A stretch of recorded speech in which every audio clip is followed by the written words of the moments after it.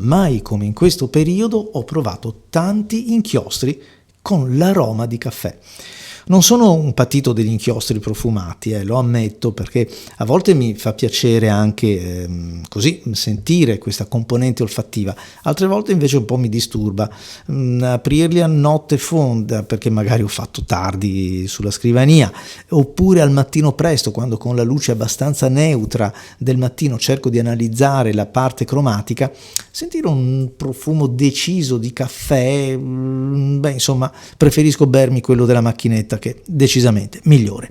È il caso di Lungo, il caffè lungo prodotto dal Dominant Industry.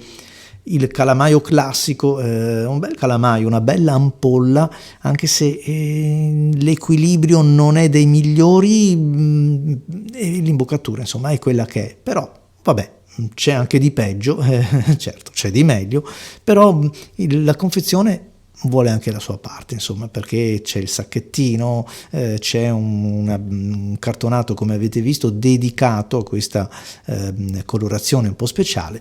E allora mettiamolo alla prova, perché la Dominant Industry è un'azienda che io trovo interessante. Magari non tutti gli inchiostri mi piacciono alla stessa maniera, ma ce ne sono alcuni, come per esempio il Dominant Blue, che sono entrati nella mia top 10, dai, dire 5 è troppo ristretto, ma anche il Romania Red, per esempio, anche quello mi è piaciuto molto, e qualche altra tinta un po' più originale di cui vi parlerò prossimamente.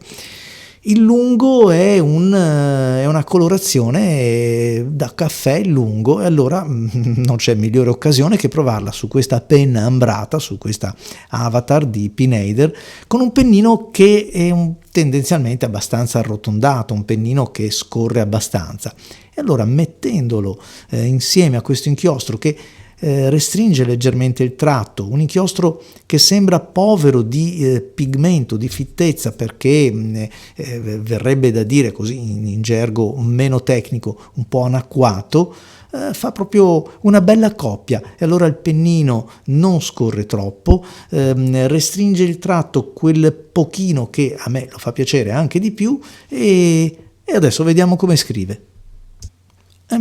Scrive bene, non c'è che dire. Mi spiace che nonostante gli sforzi per bilanciare il bianco, per dare la giusta componente cromatica a quello che vedono i miei occhi, è chiaro che non riesco a trasmettervi tutto, perché è difficile la compressione del web e tanti altri fattori che concorrono a deteriorare la componente cromatica del video. Però, come vi dicevo all'inizio, ne ho provati parecchi in questo periodo, proprio di caffè. Ho provato il KVZ Smell Coffee, ho provato il Mocha di Mochina, la Mochina, poi ho provato quello di Deatramentis, un altro che profuma veramente di caffè.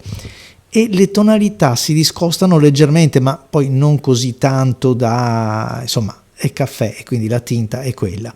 Però devo ammettere che la combinazione con questo pennino mi ha convinto di più che l'inchiostro preso a sé. Trovo che possa essere interessante questo inchiostro qualora dobbiamo correggere lievemente un pennino troppo largo di flusso, un pennino troppo abbondante come misura e quindi che richiede tanto inchiostro e tanto ne consuma.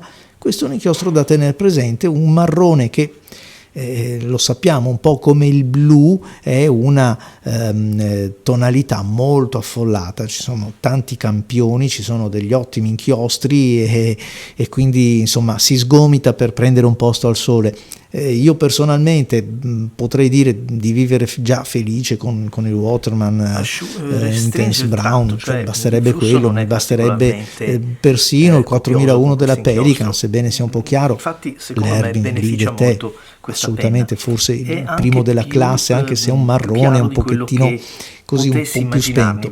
Diciamo che ce n'è per accontentare un po' tutti i gusti. Allora, per fortuna, ognuno di noi ha esigenze diverse, gusti diversi e soprattutto anche olfattivamente può assecondare questo profumo di caffè che comunque svetta e rimane anche impregnato nelle fibre della carta. magari meno penetrante, meno pungente di altri che ho provato, però comunque si sente che si tratta di caffè. Poi forse, cosa volete, un caffè lungo non rientra proprio nei miei gusti, lo prendo piuttosto tendente al ristretto. Vabbè, c'entra poco forse, chi lo sa. Comunque anche in questo caso pensate un po', possiamo scegliere tra il caffè lungo e il caffè quello normale nella varia e tanta tumultuosa produzione di inchiostri che ci vengono messi a disposizione. Dal punto di vista della formulazione non ho riscontrato problemi di spiumaggio, non passa neanche il foglio come vedete su questa carta, nemmeno con dei pennini un pochettino più generosi nel flusso come quello di vetro, e quindi bene anche in questo. A voi tutti amici, alla prossima e grazie per aver seguito anche questo video.